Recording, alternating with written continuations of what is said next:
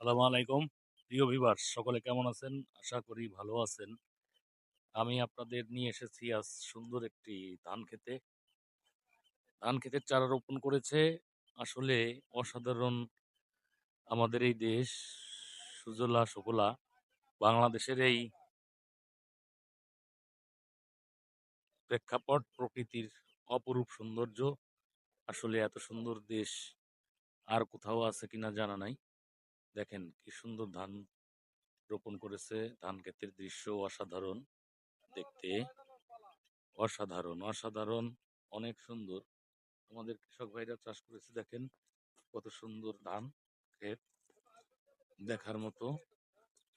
তো এত সুন্দর ধান ক্ষেত আর কোথাও আছে কিনা জানি না। বাংলাদেশে যে এত সুন্দর সুন্দর দৃশ্য আছে ভাষায় ব্যক্ত করা যায় না। দেখেন অনেক সুন্দর অসাধারণ দৃশ্য দেখার মতো। এই যে সেচ পাম্প এখান থেকে পানি দিয়ে ধানের পানির চাহিদা পূরণ করে। আসলে দেখার মতো অসাধারণ অসাধারণ দৃশ্য, ভালো লাগার মতো।